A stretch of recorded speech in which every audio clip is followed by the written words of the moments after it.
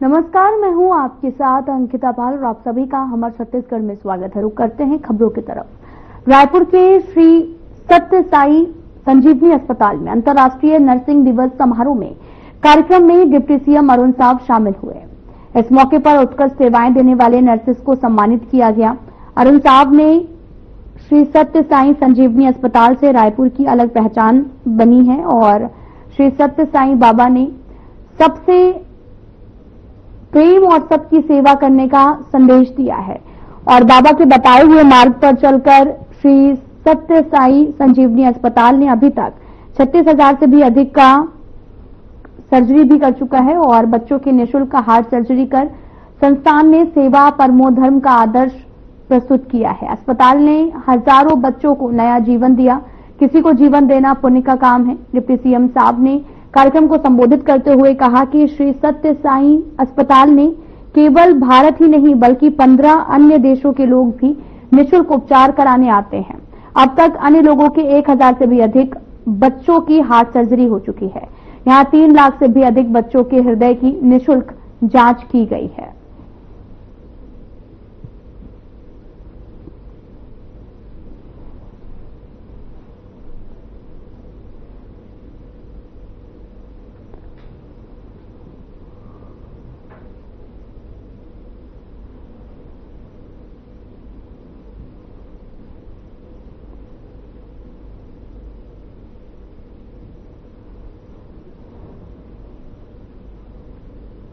तो वहीं बीजापुर जिले में नल जल योजना के तहत तुमनार पंचायत में भारी अनियमितता और भ्रष्टाचार के आरोप सामने आए हैं। इस योजना का उद्देश्य हर घर तक शुद्ध पेयजल पहुंचाना है, लेकिन कई जगहों पर काम में गड़बड़ी और भ्रष्टाचार की शिकायतें भी मिली हैं। देखिए इस रिपोर्ट में।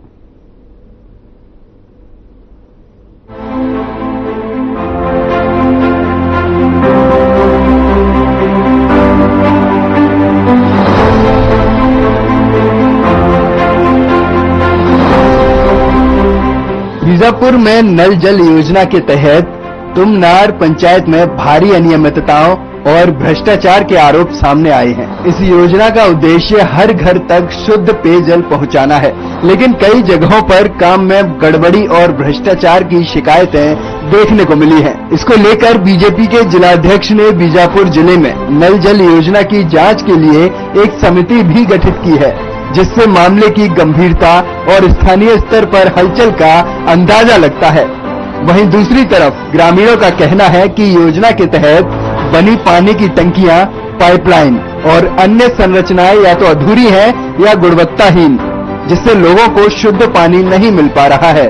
मेरा पांडुरंग कलाम, रोड तो अच्छी हम लोग कर रहे हैं, लेकिन बन नहीं पा रहे।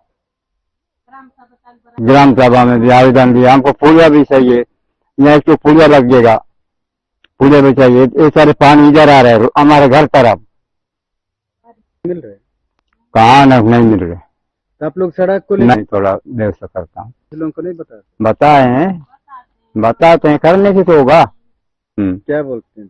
वो बनेगा हो जाएगा बोलते हैं।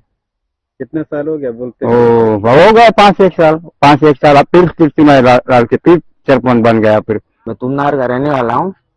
अब जो मेरा फारा है, फर्स्ट डोंगरी पारा है, यहाँ पे जो नल का जो स्रोत लगा है, ये लगभग 1-2 साल हो रहा होगा। नल में पानी वानी नहीं आ रहा, इसी के चलते मतलब इसको पाइप नल में पानी आना चाहिए। सेंटेक्स डब्बा से घर घर पानी पहुंचना चाहिए। ये जो नल का माध्यम जो लगा है ना, वो अपने घर बहुत दूर है। नल तो लगा है, लेकिन सरकार का योजना यहाँ पे पानी मतलब घर घर तक नहीं पहुंच पा रहा। ये बहुत तकलीफ होता है। 1-2 किलोमीटर पैदल चल के जाते हैं गुंडी लेके पानी लेने के लिए। अरे नहीं मिल पाता सर पानी को। क्या बरसात के टाइम पे बादल चाहता है तो सौर ऊर्जा वाला है, बिजली वाला होने से पानी आ जाता। तो फिर क्या करते हैं? बरसात के टाइम में बोरिंग दूर है तो पानी दूर लेने चले जाते हैं पैदल। नल लगाए। मेरा नाम लक्ष्मी तेलाम है। ये फर्स्ट डोंगरी पारा है। ये हम लोग पूरा पारा निवासी है। यहाँ पे लगाए नल भी 1 साल हो गया, लेकिन इसमें कोई पानी का सुविधा ही नहीं है। ऐसी पड़ा है रोड किनारे। कोई आने जाने वाले भी पी के जाते हैं, उनको नहीं मिल रहा है। हम लोग घर में उपयोग करने के लिए इसके लिए भी नहीं मिल रहा है। ऐसे ही देखते रहने के लिए लगा दिए, क्या के लिए कि वो अब सरकार जाने, जो डाले वो ठेकेदार जाने, हमको तो नहीं मालूम। इसमें तो पानी आता ही नहीं है। ये जो बनाए हैं टंकी, इसमें भी हमको दिक्कत जाता है। जब बादल आ जाता है तो पानी उसमें चढ़ता नहीं है, डब्बा भरता नहीं है। पानी के लिए बहुत दिक्कत होता है। कहाँ यहाँ से वो 500 मीटर दूरी में एक बोरिंग है, वहां जाते हैं, वहां पे भी नहीं होता है। तो इधर जहाँ मिलता है वहां से पीने के लिए तो लाना ही पड़ेगा। पानी नहीं रहेगा तो चुपचाप नहीं रहेंगे। बहुत दिक्कत होता है यहाँ पानी के लिए। इसमें भी अभी भी 2 दिन बहुत परेशान हो रहे थे। लाइट 1 सप्ताह नहीं था, इसमें भी पानी नहीं भर रहा था, पानी नहीं फुर रहा था। इधर उधर एक एक बूंद के लिए तड़प रहे थे। हम लोग सरपंच से भी बोलते हैं हमको बोरिंग भी डाल दो। जिसके घर में बोर है वो तो बिंदास रहेगा, जिसका नहीं है वो तो परेशान होते ही रहेगा ना, इधर जाना उधर जाना। बारिश में हो सके डब्बा भी नहीं भरेगा तो और दिक्कत हो जाएगा। इसीलिए हमको अभी यहाँ पे एक बोरिंग भी चाहिए। ये रोड है, ये रोड के लिए जब से बने हैं तब से, जैसे हर 5 साल में सरपंच बदलता है, उस समय गरम सभा तो होते ही रहता है, महीना में 2-3 बार। वहाँ पे भी जाके बोलते हैं कि हमको रोड का सुविधा बना दो, ये आने जाने वालों के लिए दिक्कत है। ये वो सब बातें आवेदन बना के वहाँ पे भी सौंपते हैं, लेकिन अब हो जाएगा, दिए हैं, ऐसी बात करते हैं। तो आज तक कुछ सुविधा ही नहीं हुआ। मैं डोंगरी पारा से हूँ। कई सालों से मेरे को पानी नहीं मिल रहा है, मैं बहुत परेशान हूँ पाने के लिए। तो हमारे पारा में नल जल तो टैंकी खड़ा किए हैं, लेकिन नल जल कनेक्शन मेरे घर पे नहीं है और भी कुछ घर मन में नहीं है।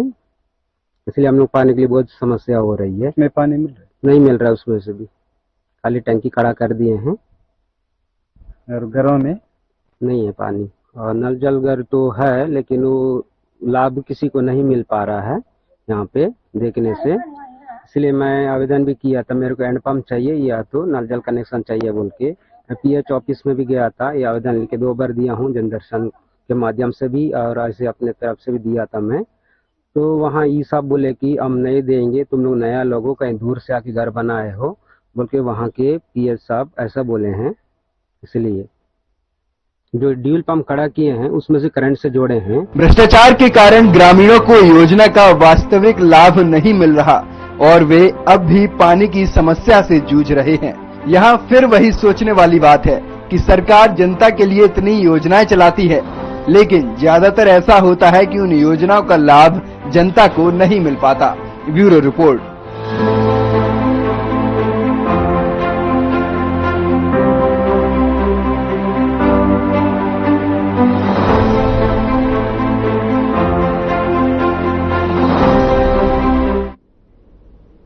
सक्ती से लगे ग्राम सरवानी में कल रात घर में रसोई गैस सिलेंडर फटने से घर में अफरा तफरी फैल गई। हादसे में 9 लोग झुलस गए हैं, जिसमें से 6 की हालत नाजुक बताई जा रही है, जिन्हें सक्ती से रायगढ़ जिले के अस्पताल में बेहतर इलाज के लिए रेफर किया गया है। देखिए इस रिपोर्ट में।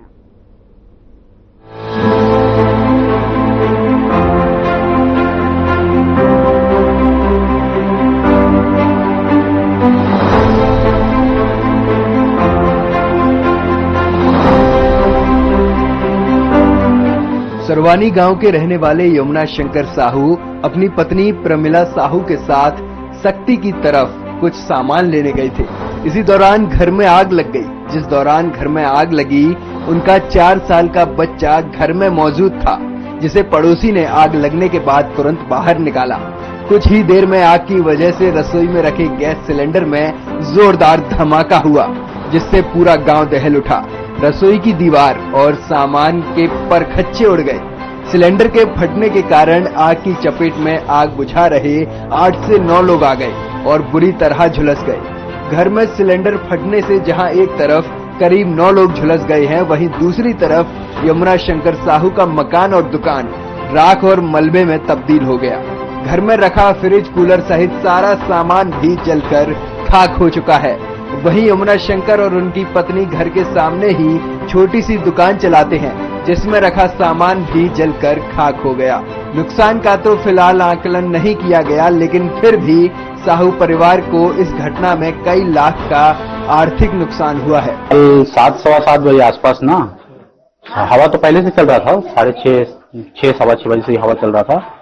फिर हवा चलने के बाद अचानक ना 7 बजे आसपास यहाँ पर जो घर में है ना वो तार स्पार्किंग किया, उधर से जो लाइन आया है, और स्पार्किंग करने के बाद ना वो घर तरफ अंदर लाइन मतलब चल दिया, स्पार्क करते करते लाइन तार में, और उसके बाद जो घर में अंदर में कपड़े वपड़े थे उसको पकड़ लिया आग।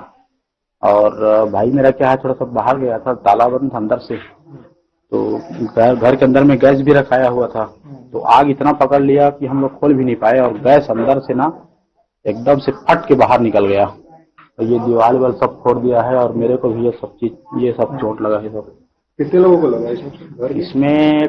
घर के लोगों को 2 लोगों को लगा है, बाकी बाहर के लोगों को 7-8 लोगों को लगा है। अच्छा, तो आप लोगों को कैसे लगा? अंदर में थे आप लोग? नहीं, हम लोग यहाँ आंगन में थे, ये बाइक को हटा रहे थे जब आग वो जल रहा था। अच्छा, तो सिलेंडर वगैरह था अंदर बता रहे थे? हाँ सर। सिलेंडर था, क्या सभी फट गया कि?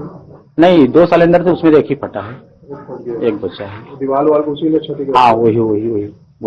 मदद के लिए उस समय फायर ब्रिगेड वगैरह आए थे, कितना टाइम लग गया? फायर ब्रिगेड जांजगीर से आया, उसको लगभग 1.5 से 2 घंटा लग गया कॉल करने के बाद। शक्ति से नहीं था? शक्ति में नहीं मिल पाया, जांजगीर से आया तो 1.5-2 घंटा लग गया, इतने में इधर सब जल गया।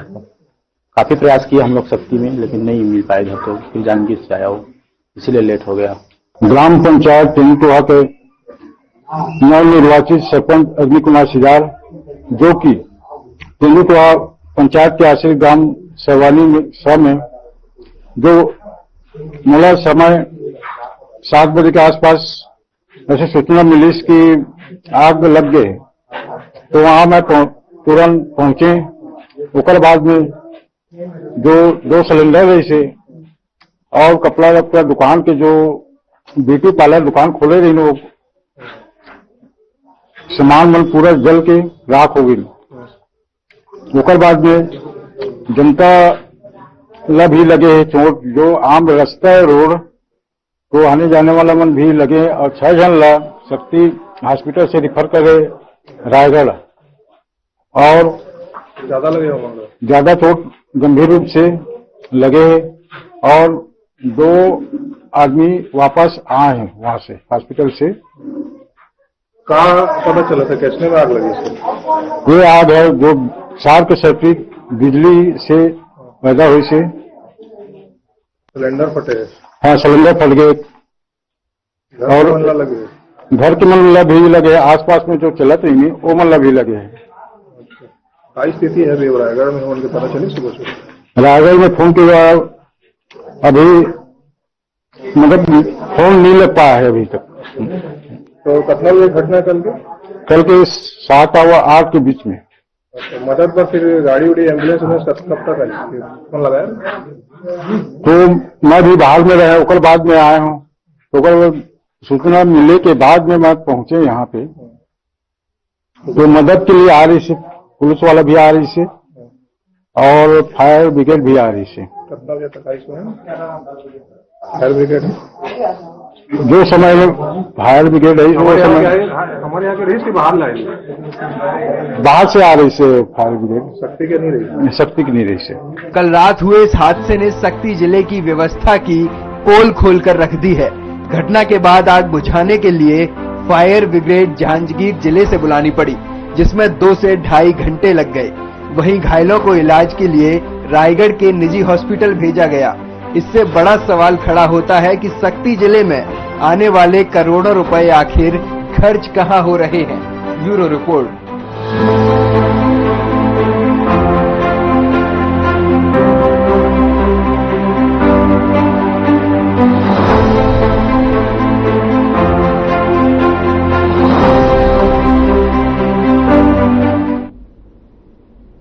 लगातार मंदिरों में चोरी की घटना सामने आ रही। इसी प्रकरण में एक और मामला सामने आया, जिसमें चिखली थाना के पीछे स्थित दीनदयाल कॉलोनी में पास हनुमान मंदिर, शिव मंदिर में चोरी हुई है।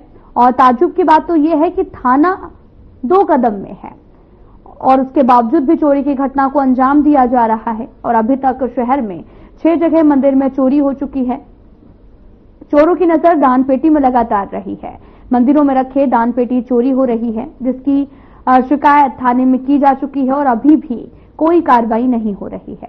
लगातार शहर के कई मंदिरों में चोरी हो चुकी है और लगातार ये भी देखा जा रहा है कि चोर मंदिर में रखे दान पेटी को चुरा लेते हैं। पहले तो घर सुरक्षित नहीं थे, लेकिन अब मंदिर भी सुरक्षित नहीं है। अब सवाल ये भी है कि आखिर ये कब तक चलेगा और पुलिस के द्वारा कार्रवाई नहीं होने पर चोरों के हौसले लगातार बुलंद होते जा रहे हैं।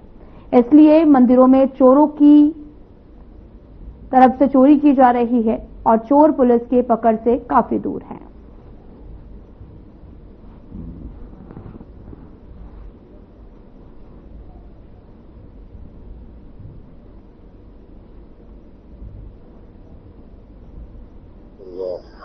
सर, ये मंदिर में 2 बार दान पेटियां चोरी हुई है।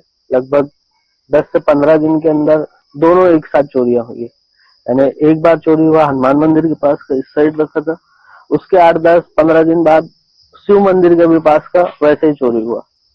और यहाँ पर जमावड़ा सब वो नशेड़ी लोगों का रहता है। अब ब्लेम किसी को नहीं कर सकते।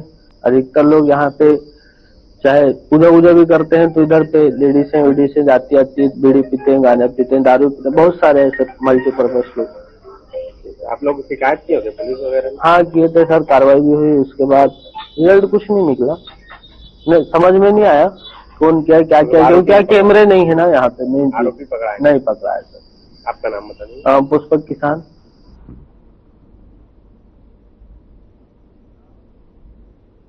डोंगरगढ़ पुलिस नशीली दवाओं के खिलाफ लगातार अभियान चला रहा है और इसी के तहत में एक बड़ी कार्रवाई करते हुए बिहार निवासी युवक को 200 नग नाइट्रोजम पाम स्थित, आपको बताते चले कि नाम की प्रतिबंधित टैबलेट के साथ में गिरफ्तार किया गया। आरोपी युवक डोंगरगढ़ में रहकर बिना लाइसेंस से यह दवा बेच रहा था, जो कि मानसिक रोगों के इलाज के लिए निर्धारित है, लेकिन नशे के रूप में तेजी से इसका दुरुपयोग हो रहा है। पुलिस को 11 मई की शाम मुखबिर से सूचना मिली कि खैरागढ़ रोड स्थित कक्कड़ पेट्रोल पंप के पास में एक युवक संदिग्ध गतिविधियों में लिप्त है, जिसके बाद थाना प्रभारी जितेंद्र वर्मा के नेतृत्व में टीम ने मौके पर पहुंचकर आरोपी साजन कुमार कंसारा को गिरफ्तार किया है। आरोपी बिहार के भागलपुर जिले का रहने वाला है, जो इन दिनों डोंगरगढ़ के दंतेश्वरी पारा में रह रहा था और आरोपी के पास से प्रतिबंधित टैबलेट के साथ में 500 रुपए नगद और एक पुराना मोबाइल बरामद हुआ है। आरोपी के खिलाफ संबंधित धाराओं में मामला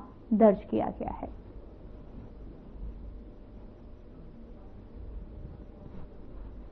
थाना डोंगरगढ़ में वरिष्ठ अधिकारियों के निर्देशन पे नशीले पदार्थों व शराब पे लगातार कार्रवाई की जा रही है, जिसपे आज नाइट्राजेपाम टेबलेट 20 पत्ता पुलिस के द्वारा जब्ती कर कार्रवाई की जा रही है। ये जो मुख्य आरोपी है, जिसमें साजन कुमार कंसारा बिहार का रहने वाला है, इससे जब्त किया गया है और इस पे पुलिस द्वारा कार्रवाई कर उनको 20 खा NDPS एक्ट के तहत न्यायिक रिमांड पे भेजा गया है।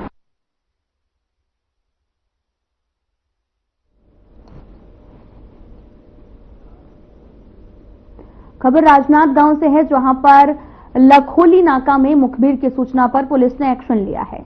तुरंत टाटा मैजिक में 30 बोरी चावल जो कि लखोली से जा रही थी, उस गाड़ी की रोककर पुलिस ने पूछताछ की। जब पुलिस को सही जवाब नहीं मिला तो पुलिस ने गाड़ी मालिक को थाने ले जाकर पूछताछ की। पुलिस ने पता चला कि ये चावल कहां से लाया जा रहा है और कहां लेकर जाएंगे। पुलिस ने खाद्य विभाग को बुलाया और खाद्य विभाग आगे की जांच में जुट गई है।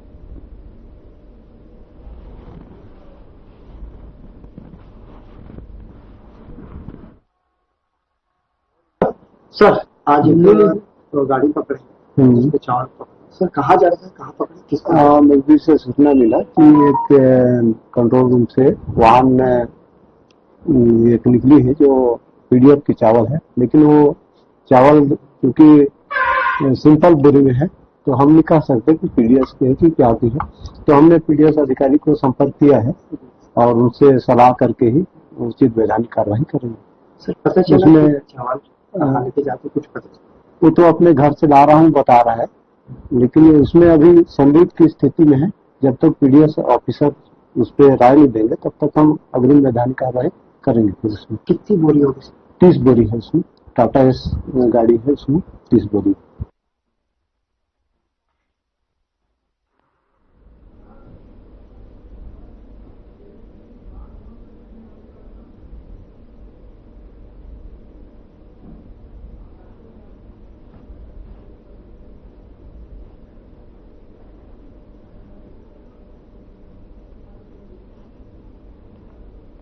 आपको बताते चले कि पूरा मामला राजनांद गांव से सामने आया, जहां पर पुलिस ने बड़ा एक्शन लिया है और जहां पर चावल की बोरियों को बरामद किया है।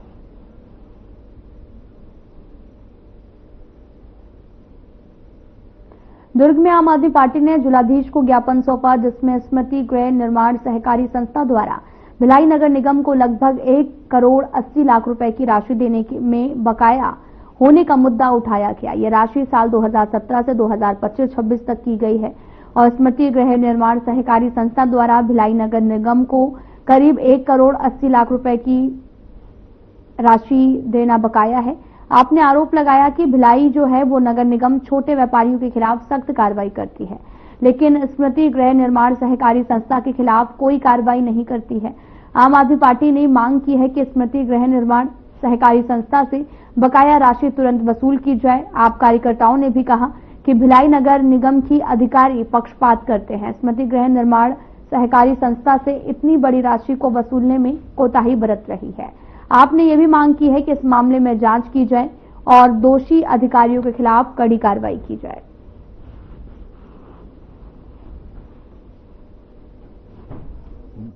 आम आदमी पार्टी को ये जानकारी में आया कि भिलाई नगर निगम को स्मृति गृह निर्माण सहकारी संस्था से लगभग 1 करोड़ 80 लाख रुपए जल कर राशि वसूल करनी है और ये वर्ष 2017 से लेकर के वर्ष 2025 तक का है, 25-26 तक का।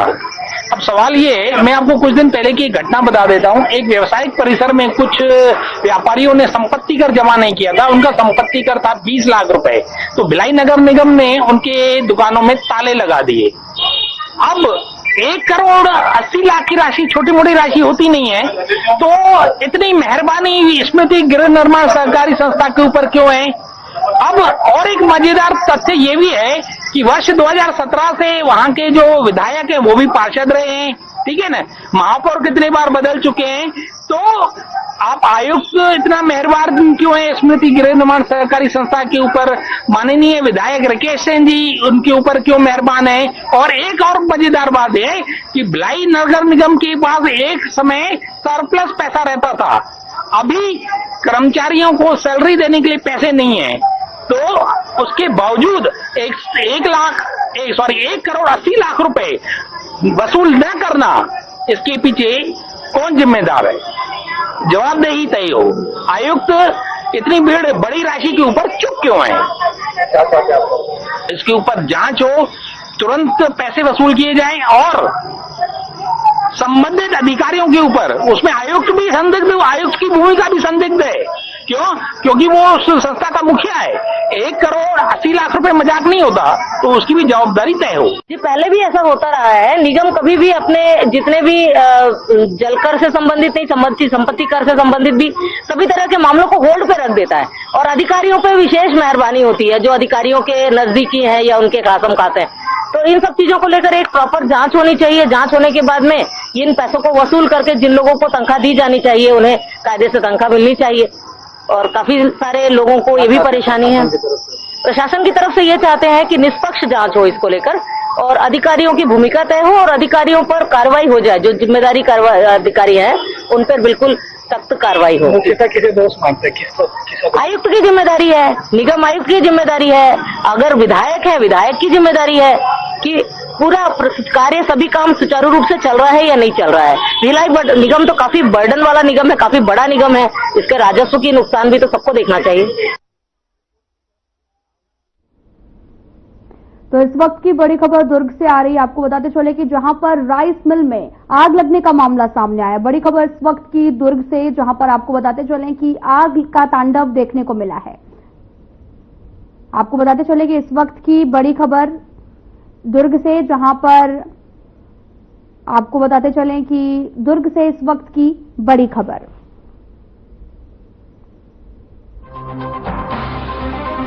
आपको बताते चले कि राजनांद गांव में राइस मिल में आग लगने की घटना सामने आई है। अग्निशमन कार्यालय दुर्ग को सूचना मिली है। अग्निशमन की दमकल टीम जो है वो मौके पर पहुंची है।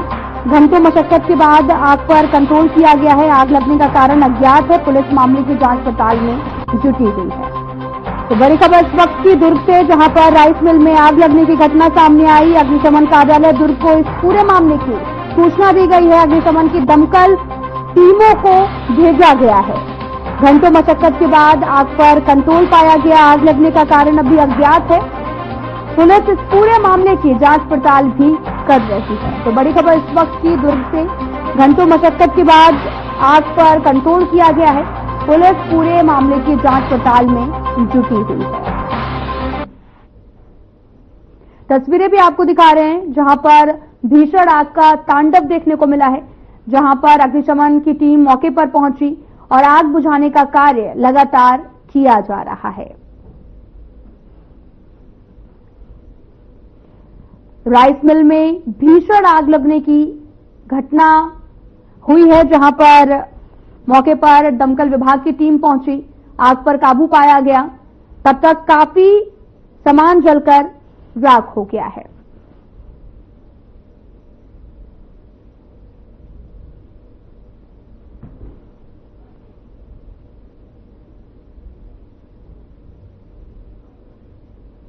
फिलहाल बुलेटिन में इतना ही। नमस्कार।